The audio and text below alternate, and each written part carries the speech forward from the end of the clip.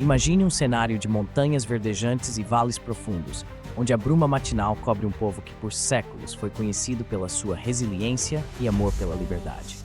Esse era o país de Gales no século XVIII, uma terra de príncipes e guerreiros, mas também de poetas e sonhadores. Hoje vamos mergulhar na história das guerras anglo-galesas, um conflito que ecoa até os dias de hoje. Nos anos de 1277 a 1283, a Inglaterra, sob o comando do ambicioso rei Eduardo IV, voltava seus olhos gananciosos para o oeste, onde os valentes galeses resistiam à ideia de ser governados por uma coroa estrangeira. Mas essa não foi apenas uma luta por terras. Não, essa foi uma batalha pela alma de uma nação, por sua identidade, suas tradições, sua essência. Llewellyn ap Gruffudd, o último príncipe de Gales, foi o líder dessa resistência. Um homem cuja bravura e determinação se tornaram lenda, cuja liderança inspirou milhares a empunhar suas espadas, lanças e escudos e enfrentar um exército muito mais numeroso e bem equipado. Mas para Llewellyn, essa luta não era apenas contra soldados ingleses. Era contra o apagamento da cultura, contra a submissão de um povo que se recusava a se ajoelhar. E como toda grande história, essa guerra teve seus altos e baixos. Foram 3 campanhas devastadoras, cada uma mais intensa que a anterior, onde o sangue dos guerreiros galeses tingiu de vermelho os rios e os campos de batalha. Cada tratado assinado parecia uma vitória amarga, concedendo aos galeses uma autonomia ilusória, enquanto a sombra do domínio inglês crescia cada vez mais. Porém, Llewellyn sabia que não poderia confiar nas promessas do rei Eduardo. Ele sabia que essa guerra não seria decidida apenas com espadas, mas também com diplomacia e estratégia. No entanto, os ingleses, liderados por um monarca implacável, não tinham intenção de honrar os tratados. E assim, a luta continuou, se intensificando até aquele fatídico dia em 1282, na Batalha de Orwell Bridge. Foi nessa ponte que Llewellyn encontrou seu destino. Cercado, traído, ele caiu. Sua morte não foi apenas a perda de um líder, mas a quebra do coração de Gales.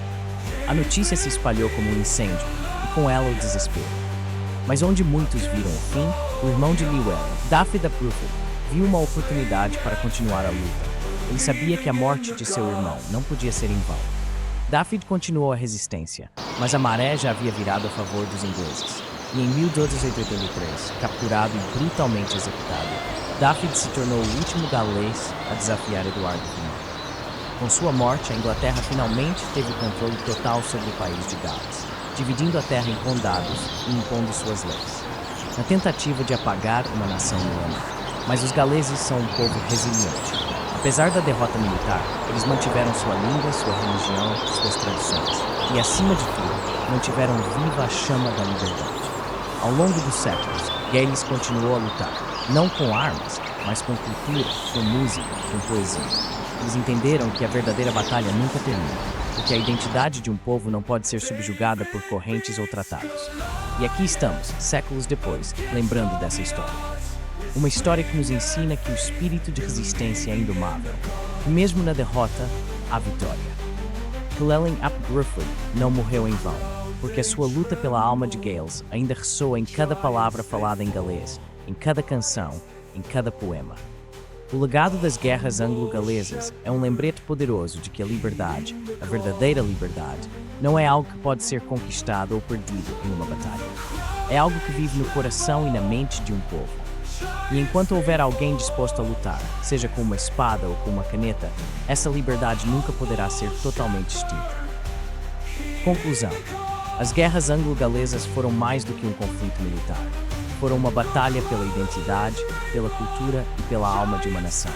Uma luta que continua a inspirar, mesmo séculos depois. A história de Llewellyn e Dafydd é um lembrete de que, mesmo nas circunstâncias mais sombrias, o espírito humano pode resistir, perseverar e eventualmente triunfar.